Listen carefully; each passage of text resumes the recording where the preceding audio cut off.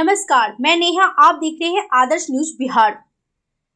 प्रशांत किशोर 14वें दिन तोड़ा आमरण अनशन। बिहार सत्याग्रह आश्रम में बोले, बिहार के युवाओं के लिए अब गांधी के रास्ते पर चलकर सत्याग्रह करने की जरूरत है। किसानों, महिलाओं और समाज के सभी वर्गों के लिए यहां से सत्याग्रह की शुरुआत की जा रही है।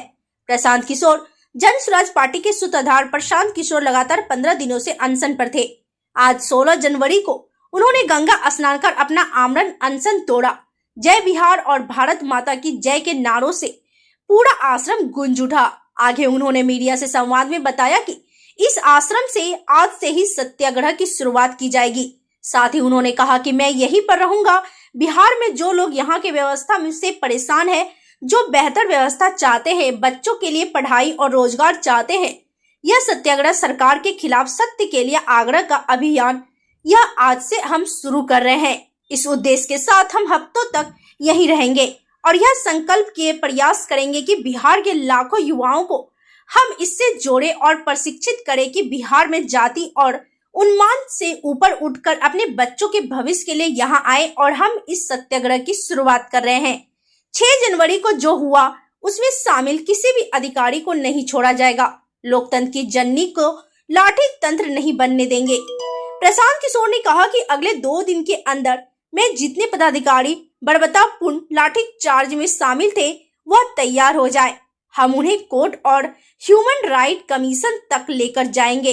आगे उन्होंने कहा, गांधी जी की मूर्ति के नीचे से हटाया था, अब हम गंगा जी की गोद में बैठ गए हैं। सरकार हमारी आवाज नहीं दबा सकती। गांधी जी की मूर्ति से आवाज दबाया गया तो गंगा जी से आवाज निकलेगी। संवाददाता शंभू कुमार महतो। सबसे पहले देखने के लिए हमारे चैनल को लाइक और शेयर, फेसबुक पेज पर देख रहे हैं तो फॉलो, लाइक और शेयर करना ना भूले, और कर लिए हैं तो धन्यवाद। कमजोर व्यक्ति अकेला ना समझे। अगर व्यवस्था आपके खिलाफ, ये जो सरकारी काम काज में बाधा का कानून का इस्तेमाल करके लोगों का आवाज दबाया जा रहा है, उसके खिलाफ ये आवाज है। और जो 6 तारीख को हुआ है, एक भी पदाधिकारी को छोड़ेंगे नहीं। अगले 2 दिन के अंदर आपको क्या बता दे रहे हैं, 2 दिन के अंदर जितने भी पदाधिकारी, प्रशासनिक पदाधिकारी उसमें शामिल हैं, वो क्रिमिनल रीट के लिए तैयार हो जाएं। उन पर कोर्ट में भी केस होगा, ह्यूमन राइट्स में भी जाएंगे। बिहार में ये मापदंड तय फिर से किया जाएगा कि यहाँ पर लोकतंत्र है, ये लोकतंत्र की जननी रही है, इसको लाठी तंत्र बनाने की अनुमति किसी को नहीं दी जा सकती है। और अगर कोई लाठी तंत्र बनाया है तो बिहार के युवा, हमारे जैसे लोग पूरी ताकत से खड़े होंगे, डरने वाले नहीं है। गांधी जी के मूर्ति के नीचे से हटाया तो गंगा जी के गोद में आकर बैठ गए। और ये जो गांधी जी की मूर्ति पीछे लगी हुई है, ये सरकार का चरित्र भी दिखाता है। ये बिहार के बच्चों ने बनाया है। जरा देखिए इसको पीछे। सरकार के और यहाँ के अपने आप को गांधी के फॉलोअर कहने वाले मुख्यमंत्री जी के कहने पर ये यहाँ के बिहार के कुछ बच्चों ने इस मूर्ति को बनाया है। और बनाने के बाद इस सरकार ने उन बच्चों को पैसा तक नहीं दिया, तो उन बच्चों ने इस मूर्ति को हम लोग को दिया। कितना बड़ा अन्याय हुआ है वो देखिए। गांधी की मूर्ति बनाने वालों के साथ इस व्यवस्था ने इतना बड़ा अन्याय किया। बिहार का कोई भी समाज का वर्ग, वो वर्ग जो अपने आप को दुखी फील कर रहा है, अकेला फील कर रहा है, वो यहाँ आए, अपनी आवाज रखे, इस विश्वास से रखे कि जन स्वराज, प्रशांत किशोर और हम सब युवाओं की ताकत और आवाज आपके साथ है।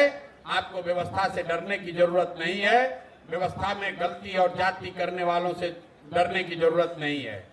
इस आश्रम को शुरू करने के पीछे एक संकल्प ये है कि आने वाले 8 हफ्तों में बिहार से 1 लाख युवाओं को, इसको याद रखिए, 1 लाख युवाओं को इस आश्रम में लाकर सत्याग्रह की ताकत और उसके द्वारा बिहार के समाज की चेतना को पुनर्जीवित करने के लिए ऐसे 1 लाख छात्रों को, युवाओं को यहाँ से प्रशिक्षित करेंगे ताकि वो जाएं और बिहार की समाज को जगाएं, उनको बताएं, समझाएं कि मेरे भाई, जातीय और धार्मिक उन्माद में पड़कर जब तक वोट देते रहोगे तब तक इसी तरह की असंवेदनशील व्यवस्था को आपको झेलना पड़ेगा।